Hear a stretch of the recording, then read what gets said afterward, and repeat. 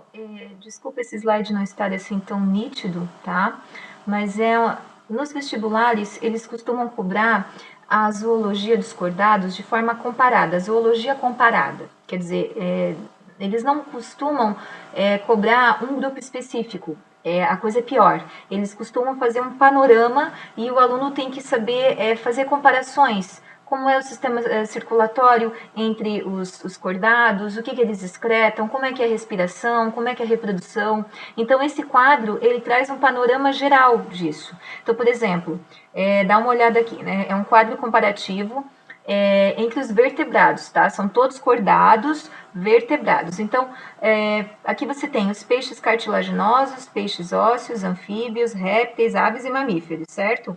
Então, por exemplo, o esqueleto. Nos peixes cartilaginosos, obviamente, o esqueleto é cartilaginoso e são ectotérmicos. Nos peixes ósseos, o esqueleto é ósseo, também são ectotérmicos, tá? E vai ter bexiga natatória, por exemplo. Aqui não tem, aqui vai ter. Os anfíbios também são ectotérmicos, vai ter glândulas e mucosas.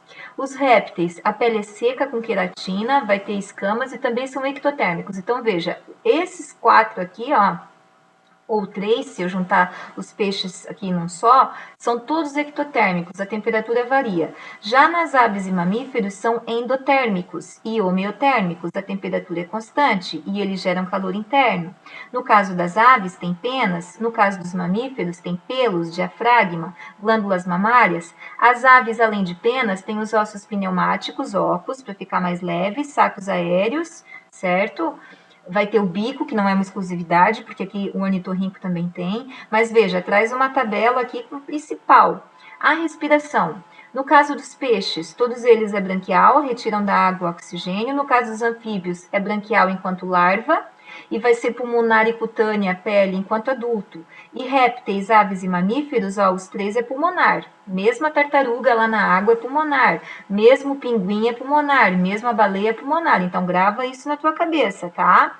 O coração, outra coisa que é bem cobrada, os peixes, todos eles, coração com átrio e um ventrículo, então 2 cavidades. Os anfíbios já vai ter 3 cavidades, anota aí, 2 átrios e um ventrículo. Os répteis vai ter a maioria com 2 átrios e um ventrículo, meia boca dividido, mas os crocodilianos vão ter 4 cavidades, né? O grupo dos crocodilos e jacarés. E todos eles a mistura do sangue, tá? A mistura do sangue venoso aqui, tanto o que tem 3 como tem 4. Aves e mamíferos vão ter 4 cavidades e não há mistura de sangue venoso e arterial, tá bom? A excreção, os cartilaginosos vai excretar ureia, os ósseos vai excretar amônia, que é bem tóxico, os anfíbios, a larva vai excretar amônia, porque fica na água, o adulto é ureia, os répteis e aves é ácido úrico, e os mamíferos é ureia, tá? A reprodução, outra coisa importante, ó, os cartilaginosos como o tubarão.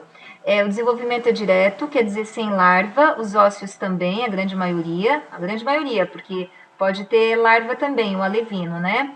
No caso dos cartilaginosos, a fecundação é interna, dentro da fêmea, e podem ser vivíparos, ovíparos ou ovovivíparos. Qual é a diferença, professora? Vivíparos têm uma placenta primitiva, ovíparos põem ovo, e ovovivíparos, o ovo fica dentro da fêmea, tá? No caso dos ósseos, a maioria vai ser ovíparo, vai por ovo.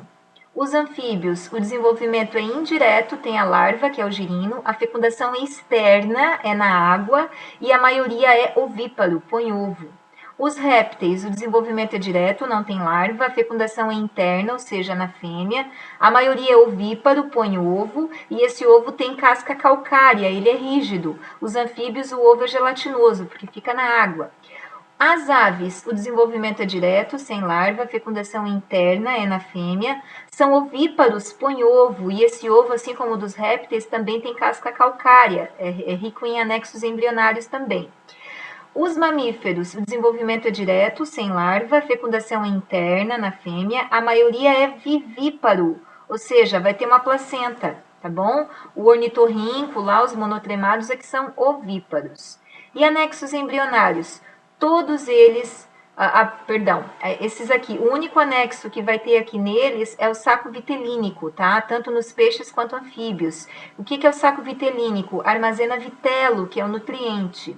E no caso dos répteis, aves e mamíferos, os mamíferos que têm ovo, é como o ovo dos répteis e aves. Vai ter o saco vitelínico, que vai ter a gema, vai ter o nutriente, vai ter o córeo, que é uma membrana, vai ter o amnion, que é a água, que protege esse embrião do ovo para não ressecar, e o alantoide, que também é uma membrana que vai atuar nas trocas gasosas, na excreção, tá? Então é uma tabela bem importante, tá? Terceiro ano. Eu diria que era interessante vocês gravarem essa tabela. Eu sei que é muita informação, mas era legal vocês olharem para ela e desenvolver alguns mecanismos de memorização, porque os vestibulares gostam de trabalhar essa tabela. Tá bom? Quando eu terminar invertebrados, também vou trazer uma tabela de zoologia comparada dos invertebrados, tá?